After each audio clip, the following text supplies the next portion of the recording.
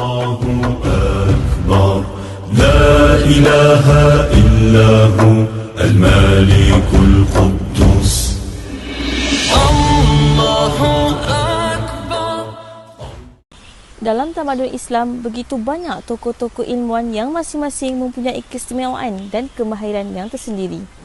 Antara tokoh ilmuwan yang sangat dikagumi adalah Ibn Khaldun.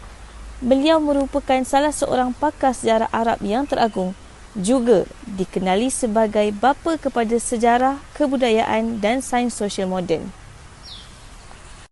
Ibn Khaldun turut mengembangkan falsafah tidak berasaskan keagamaan paling awal, terkandung dalam karyanya Muqaddimah. Karya teragungnya itu bermula dengan penulisan mengenai sejarah orang-orang Arab dan Barbar, tetapi mengandungi pendekatan saintifik mengenai pemahaman sejarah, politik dan ekonomi. Tambahan lagi, Ibn Khaldun terkenal kerana hasil kerjanya dalam sosiologi, astronomi, numerologi, kimia dan sejarah. Ibn Khaldun mempercayai konsep hijrah sebagai pembangkit kemajuan. Beliau berhijrah ke Mesir untuk mengajar di Universiti Al-Azhar. Malah beliau juga mengambil kesempatan untuk menuntut ilmu. Di Mesir, beliau telah dilantik menjadi ketua hakim. Di dalam bidang kehakiman, beliau seorang yang berpegang pada prinsip.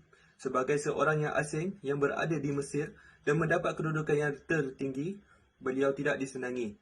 Akhirnya, beliau beralih kepada bidang pengajaran dan pendidikan.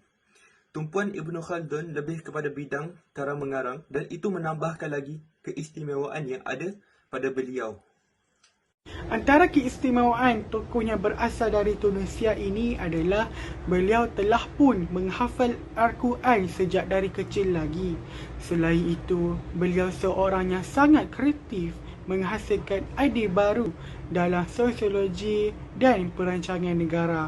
Hal ini dibuktikan apabila beliau menerima pengiktirafan seperti Al-Alamah, As-Sadru, Al-Kabir dan Jamalul Islam wal Muslimin. Pastinya kita boleh menghasilkan lebih ramai tokoh-tokoh seumpama ini sekiranya generasi kini mengibrahkan tokoh ilmu sehebat Ibn Khaldun. Di mana kita juga haruslah berpegang teguh dalam menegakkan hukum Allah dan kita juga mestilah berani dan bijak dalam mengadili.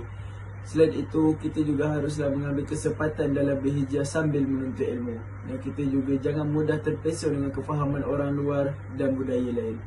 Oleh itu, tetapkanlah pendirian, tingkatkan lagi kefahaman.